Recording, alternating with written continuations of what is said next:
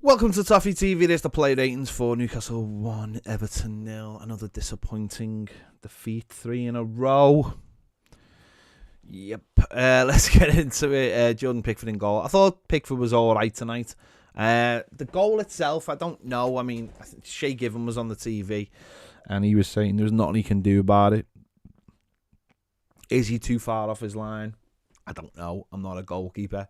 It seemed like it was just a really good strike. And he was too far out of his goal, but it was a great strike. Seen that kid do that already this season. I don't think he was unsettled too much by the crowd, although his kicking at times was not poor, just probably in the wrong place in terms of the plays it went to. So yeah, give Jordan Pickford a 6. I don't think he had to make too many actual point blank saves or anything like that. It wasn't like he was keeping us in the game. It wasn't like that kind of game, really. They had one big chance and they took it, really. And it wasn't even a chance, really. So I mean, fair play. It was a good goal, but yeah. So I've given him a 6. Seamus Coleman looked his age tonight. I thought he would have changed it tonight. I really did think he would have changed. I thought he would have put someone else at right back. He played Saturday. You know, it was a difficult game for him, and did he have enough in the tank tonight? And I'll be honest, I don't think he did. I don't think he got up the pitch. He didn't defend terribly. He just didn't look like he had too much life in him, to be honest. So, wasn't it? You know, we need our fullbacks to start pushing up, and they're just not. And it's something we've lost massively from Patterson. It's something we don't really have on the other side, which we'll come to in a minute. But yeah, it was a difficult night for Seamus. I've given him 4.5. On the other side, Mykolenko. I didn't think he was great. I don't think he's been great all season. I think if there's an area in the pitch we could definitely strengthen, it's left back. I personally just don't think he's good enough. I don't think a modern day fullback can play like that. I think you have to be up and down. I think you have to have an engine. I think what we've seen from Nathan Patterson is exactly what you need. I just don't think he's got it. I just don't. I think he'd be a decent squad player. He'd be a good backup, or even a left-sided centre-back in a 3. But I personally don't think he's good enough. I've seen enough of him now, and I think he's a decent defender. But I think you need more than that. And I think just little things like in the second half, he let Alvaran come on his left foot again, and he curled one just over, and stuff like that. I just think you got to get out to them. I don't think he at times he covers the ground quick enough either. So I've given him a 4. His passing's sloppy as well, and he just doesn't get up and down the pitch for me. And I think that's what a modern fullback's got to do. You've got to help out your wide man. We're crying out for some kind of attack and prowess, going forward. You've got to help the wide men. As much as poor as the wide men have been, they do get quite isolated. That's about the fullbacks bursting through. I don't think Seamus can do it, and I don't think this kid can do either. I really don't. And in a game like that, why not throw Vinagre on for the last 15 minutes and just see if you can change it? I don't think Frank's got the bottle. I think Frank, in terms of substitutes, is abysmal. I've always thought that. I think he gets caught in the headlights. I think he sets teams up well before games, but I think when they go on the pitch, I think he loses it personally. I don't think he's a good in-game manager at all. I think he's an average manager at best. And I think in terms of in-game, I think he's poor, very poor. In fact, I'll be honest, I'm not massively impressed by Frank Lampard. I never have been. I don't get caught up in the hype or anything about him, which other people do. It's fair enough. If you want to get caught up in all that, that's fine. I don't get caught up in it. I'm trying to keep myself quite neutral. I don't get caught up in it. I think he's a very average manager who's learning on, as he goes along, and might become a better manager.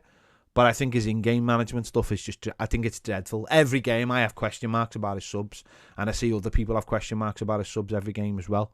I think they're woeful. I think the subs tonight were woeful. I really do.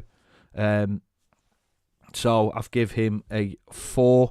The centre-backs, Connor Cody, James Tarkowski, I've given them both 7s. I thought they played, again, that level they play at every game. I think as centre-backs go, we're fine in there. We could do with maybe a little bit of pace, but I think we're fine in there. I think these two have give us maybe a better start than they're the backbone, aren't they? The backbone of the team.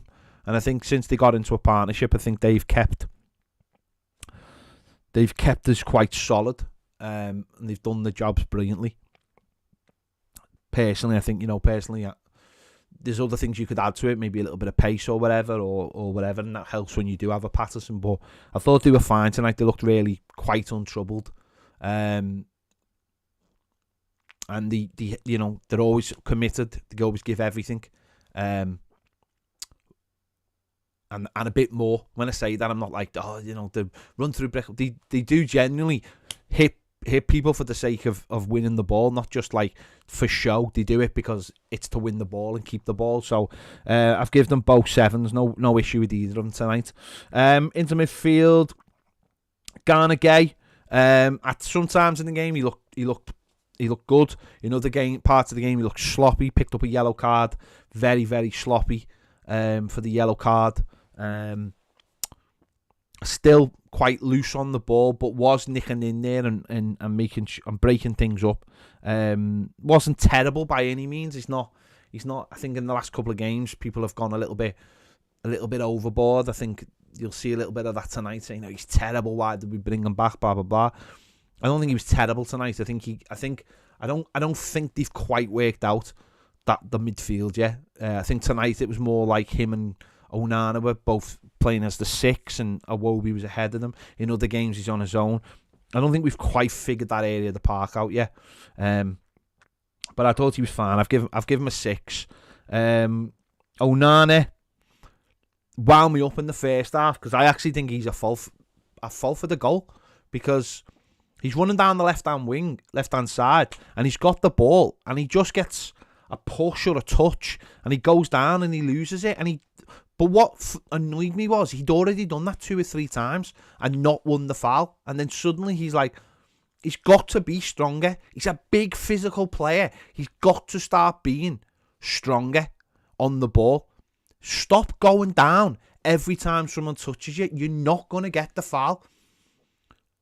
Start realising that and you'll be fine, because I said this on my match reaction. There was one where we had the ball and he went down holding his head and there was nothing in it. And he actually cost us possession when we had the ball, because the ref stopped the game and it was just nothing in it. He's a big, strong lad. Stop going down. Stay on your feet. Be strong. Shrug the tackles off and run past them. And you know what? You'll do all right if you do that. When he picks the ball up and moves it, he's quite graceful and he's difficult to stop, but he's very easy to stop if he goes down, because he's not getting the fouls, and that's what annoys me.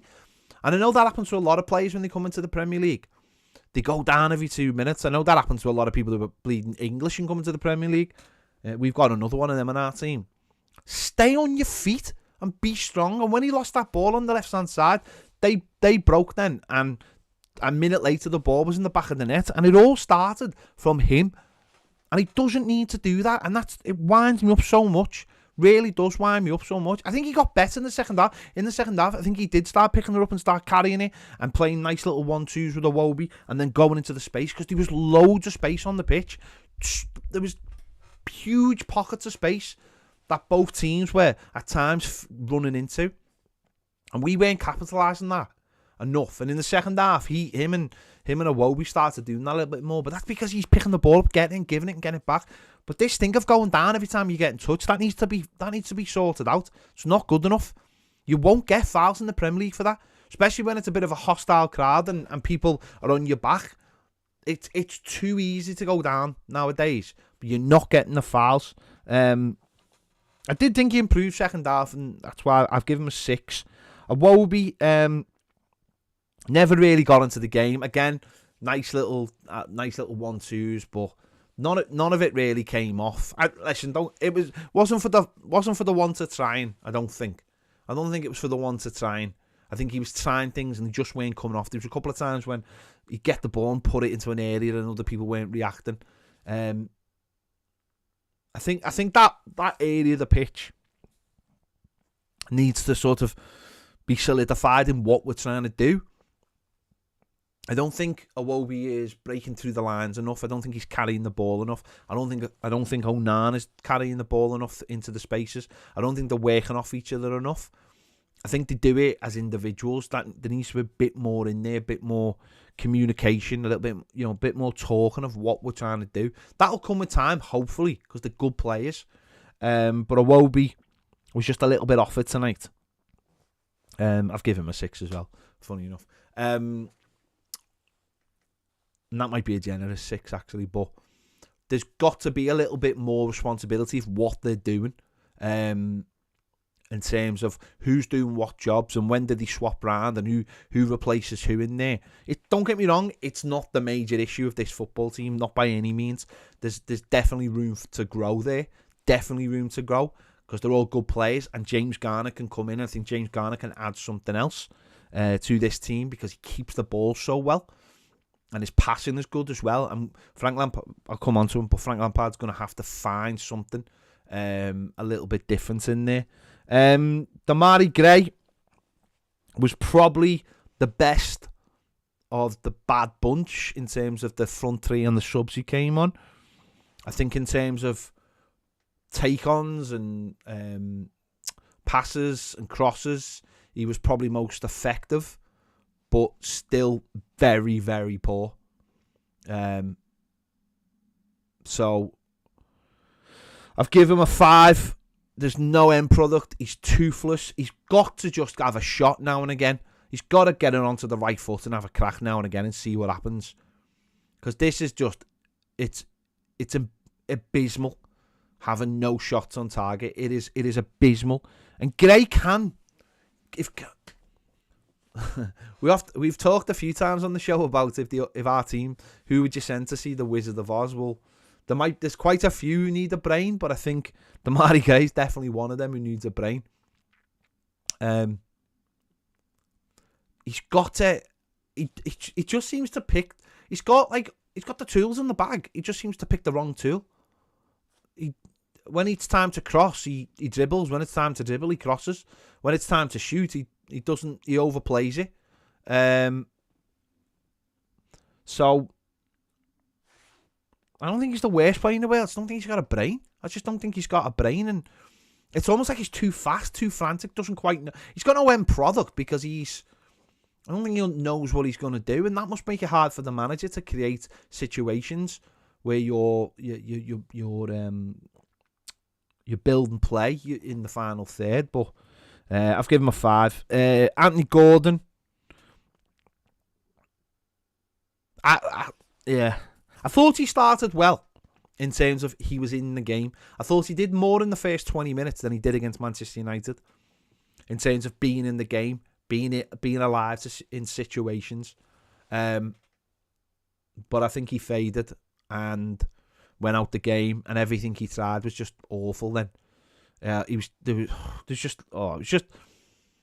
just so many little things, trying to take people on, trying to do skills, not happening. Again, no shots, no crosses, no take-ons. His passing was poor. He offers, or he is offering, very, very little at the moment. Very, very little. When the team needs something. This is a kid who said 3 weeks ago he wants to go to the World Cup. You wouldn't get in the Qatari team, mate. You wouldn't. You wouldn't get in the Qatari team. How you're playing, it's abysmal. He was, and thrown himself over for a penalty. Listen, you're Harry Kane, you get that. I appreciate that. You're Harry Kane, you get that. But getting up and having all the attitude, save all that. What's the point? Save all that, because it's wasted. You're wasting your energy. You're knackered normally by half time anyway. And then he could have been sent off in the second half. He got booked for that, and then he could have been second, a late tackle. And I think the referee actually probably probably not sending off Joe Linton probably saved him from getting sent off tonight. So he's nowhere near good enough for me. Nowhere near. How he didn't accept the money up from Chelsea is beyond me. Absolutely beyond me. I don't know what they were trying to make a statement or whatever, but I think we could have used that money, whatever it was, 40 million or whatever. We could have used that money brilliantly. Could have brought someone in. I've given him a 3. I thought he was dreadful. I'll be honest, I thought he was dreadful. I think he's so overrated, it's unbelievable. That's not his fault, necessarily, for being overrated. But there are certain things when, you take the number 10 shirt and all that kind of thing. People do expect something. I think he's been dreadful for the last... Since what? I don't know. Since Leeds, was it? Or, yeah, Leeds. I think he's been dreadful since Leeds. I've given him a 3. Dom, tough night for him. Never really got in the game. Got himself stupidly booked early on. What was the point? What was the point of that? Getting yourself booked early on. Ridiculous. I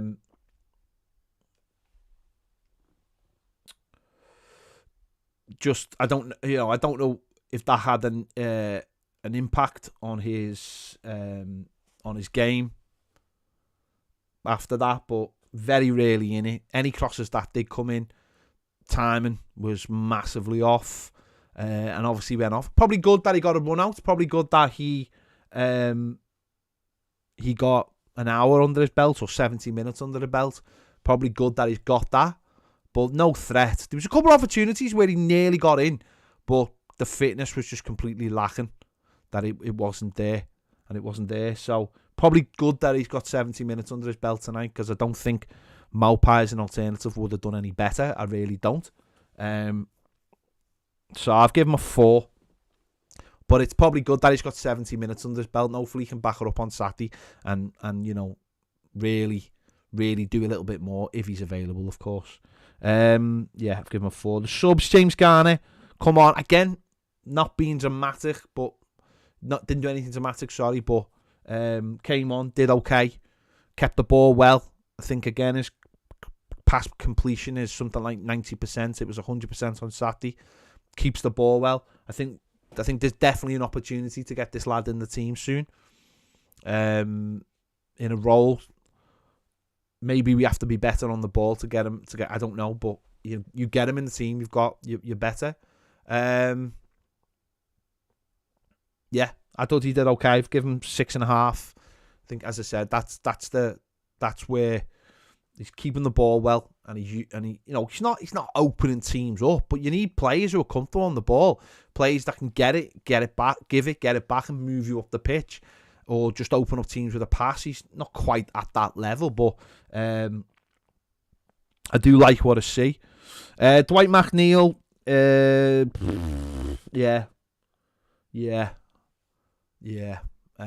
100%.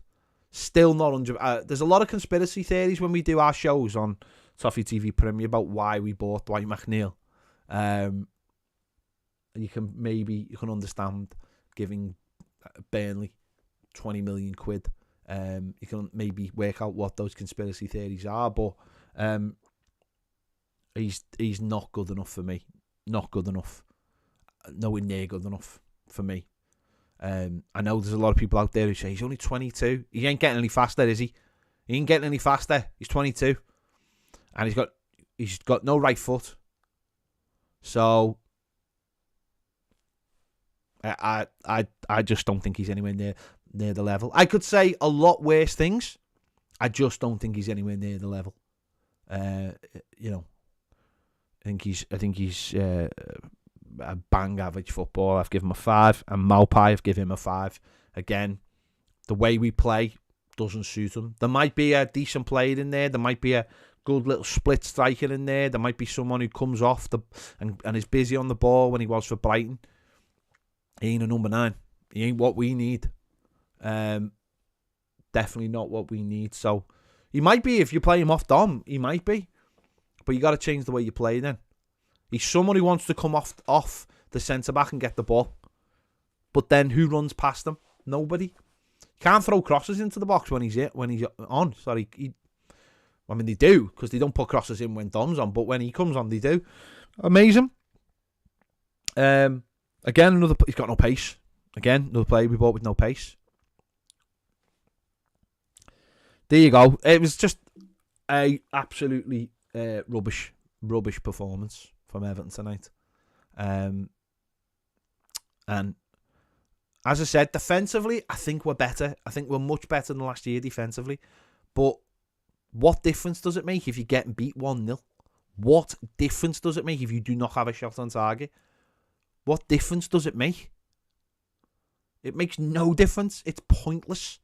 So we have to get the other end sorted or change the style or something, because it's not been good enough. Don't get me wrong. I think we've been beaten by 3 teams who are better than us. Newcastle are better than us. Tottenham are better than us. Manchester United are better than us. I fully get that. We were absolutely terrible last season, but we've got to come up with a way of creating chances. Now, whether that's a long ball, whether that's a diagonal ball, whether that's set pieces, whether that's whatever that is, we have to come up with a way to create chances and score goals. Because ultimately, that's all it's about, is scoring goals. It's all you only get points by scoring goals. You might get the occasional 0-0, but they don't happen that often. You have to score goals. And this is a football team that can't score goals, and that's got to change. So that's my... they are my player ratings. Let me know your thoughts. Do you agree? Do you disagree? Check out my Instant Match Reaction if you haven't already. Check out Baz's videos as well. We'll be back tomorrow to do the final word live over on Toffee TV Premier. If you are not on Toffee TV Premier, please join us. The link is in the description and it'll be coming up on the screen in a moment. Thanks for watching. See you later.